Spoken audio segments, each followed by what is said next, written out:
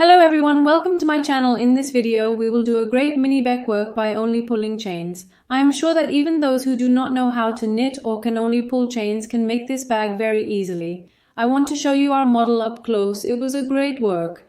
Can you see we prepare it by only pulling chains? The base of our bag is like this. Let's see the back. Look at the handles of the back of our bag. It turned out really nice. Let's open our lid right away. Let's take a look at the inside. It is quite deep inside. The width of my bag is 16 centimeters. It is also 19 centimeters long. Your phone, card, keys will fit inside very easily. It was not a small bag. It was incredibly fun to make. You can knit and prepare more than one in a day. It is really easy to make. I had incredible fun while working on it. I hope you like it and try it. I tried to share the details of the yarn and the details of the accessories with you step by step in the video.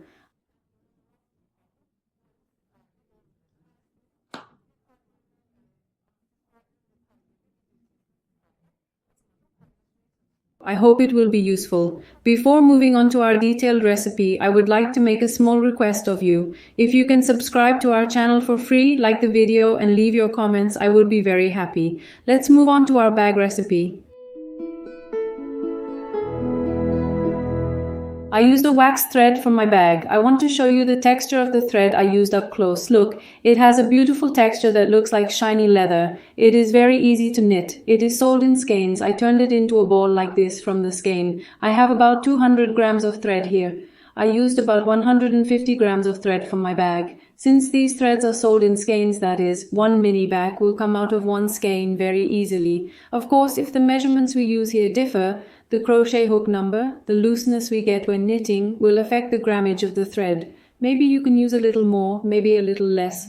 It is also worth mentioning this, but one mini bag will come out of one skein very easily. Let's say this too. I had previously shared these threads with you in the video of the What I Bought corner. The place where I obtained this thread is Nisayun Hobby Market. I will add the link to their Instagram accounts below. You can reach them by clicking from there. And here you see a red bag kit. It is called a mini bag set with a lid. I also bought this set from Atelier Gulenbag. Again, I will add the Atelier Gulenbag's website and Instagram accounts to the description section below. You can reach it by clicking there. Look, we will close the bottom of our bag with a ready-made lid and a snap fastener. Look, we have two devices to attach our handles and we have an adjustable handle. Its leather is quite nice. I am very pleased with these products. You can also shop from Atelier Gulenbag with peace of mind. You can do it. Our materials were like this. Now let's move on to describing our bag. I will use macrame thread here. I used a 4mm crochet hook while working with wax thread. I used a 4mm crochet hook now while using macrame thread. I will use a 4mm crochet hook. You can also make this bag with different threads.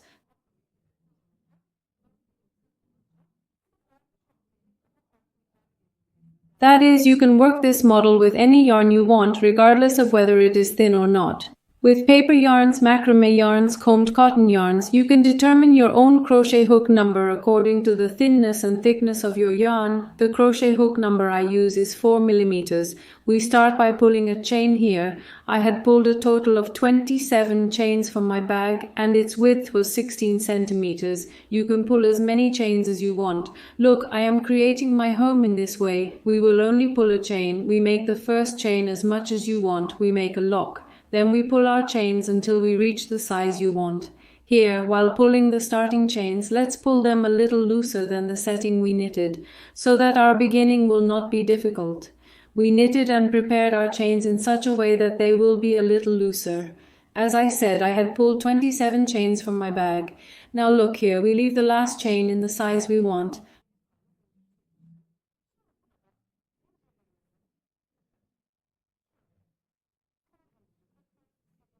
After coming, look at the point where the next chain is. I am sinking in like this. I have taken out a loop and I am sliding it from my other loop. Look at the next chain. I am sinking in like this. I have taken out a loop and I am sliding it. This is the method we call sliding. We are only pulling a chain by sinking. Look, we are pulling a chain again. We call this method sliding because we are only pulling a chain by sinking. But the essence of this method is chain. Look, we are sinking and pulling a chain like this until we reach the end point.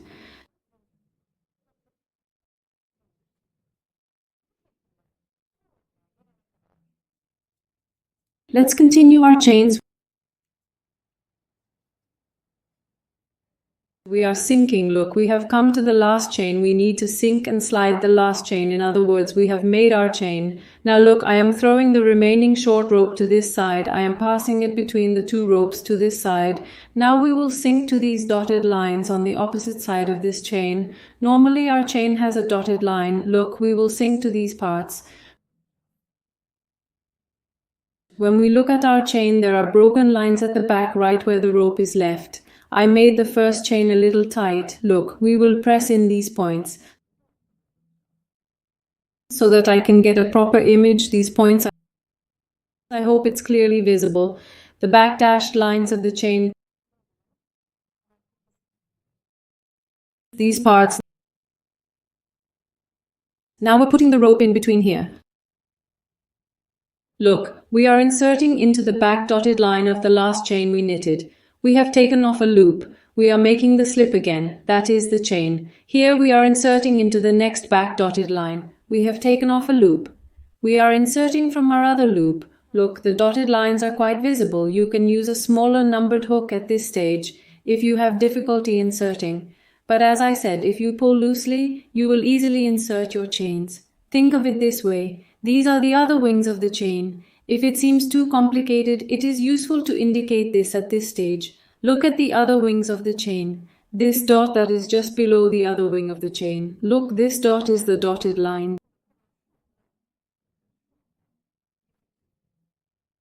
This part, that is the part that is close to the point where we will knit, where there are two broken lines. Back dashed lines, let's sink immediately.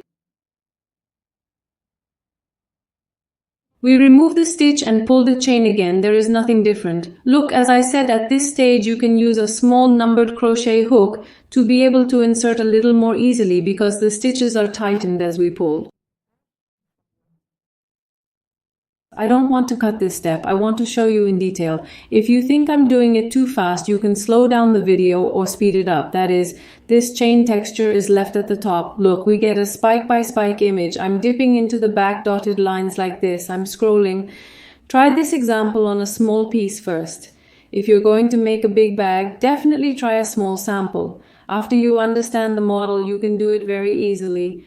Look, we left one last chain here. We're dipping into the dotted line of this chain. We're scrolling like this until the last chain. That is, by pulling a chain, we've turned one turn. We've used both sides of the chain here, and look, we're all here.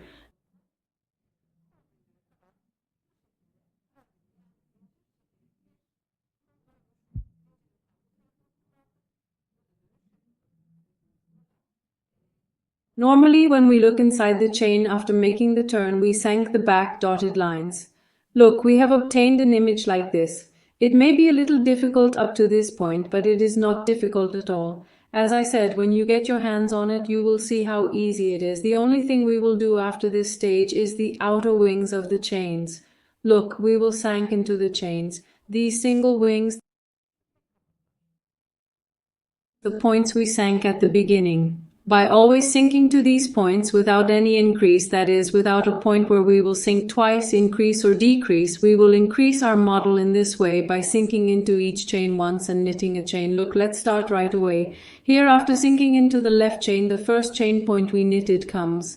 I sink immediately into its outer wing. I pull a chain again. Look, I didn't do anything. I sink directly into a chain. I sink into a chain. In this way, I sink into each point and pull a chain. In other words, I do a slip.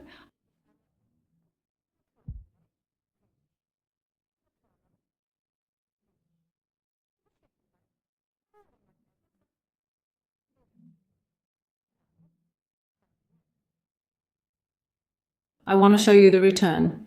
It's easier after this stage because the loops are quite obvious at this point. Look, even our return loop is quite obvious. We're sinking. We're sinking each chain once. This will never change now. Our ending point is exactly opposite the point where our short rope is. That's why I didn't put a locator. Look, I'm continuing. We'll make our bag hollow by knitting it in a spiral shape. We'll make it deep.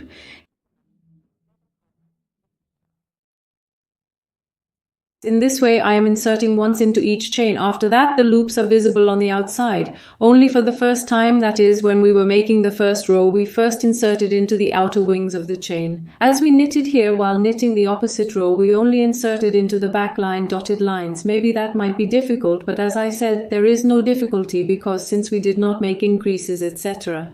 In the corners, look, the base was formed like this. We continue to knit. There is no difference. Look at each chain like this in a spiral shape. By knitting, there is no hiding point, no row ending. We just start, finish the chain. There is no difference in the chain. Now look, I will continue to knit our chains until they become hollow. When they become hollow, we will turn them towards the outside. We will get this image.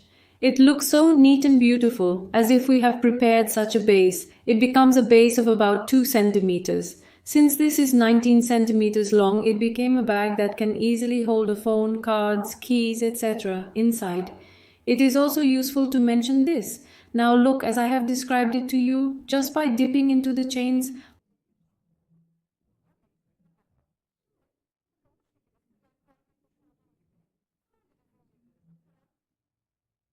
I will make it hollow enough. Let it be hollow a little bit like this. I will share with you how I turn it and how I continue. Look, as I have described to you here, I have extended my knitting enough by just pulling a chain. Now look, it has become hollow. I want to turn it outwards like this. You can use this side if you want. Look at it like a garter stitch. It looks good on this side. It can be used on both sides. I fold it like this. Our base is formed. Look, you can see the base of our bag in this depth. Now the next thing I will do is just pull a chain. In other words, I will continue the process I described to you after rolling it like this. Here, I continue to extend my knitting by pulling a chain like this until I reach the depth I want, until I reach the size I want, and this is how I create my bag. It is really very easy. Even those who are just starting to knit, even those who only pull a chain can easily make such a bag. Now I made my bag.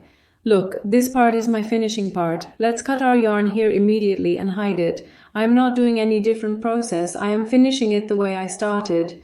Now let's cut our yarn enough and hide it.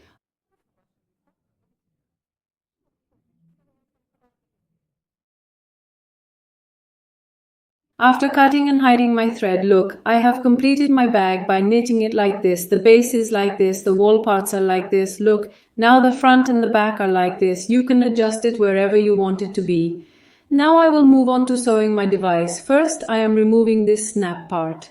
Here I put my skirt needle through the string of my bag again and hid my thread by passing it through the gaps without making a knot here. Now look through the holes of my device. I will sew this piece to this back part and combine it. Then I will have completed the front flap part of my device by placing the front snap. Let's do it quickly.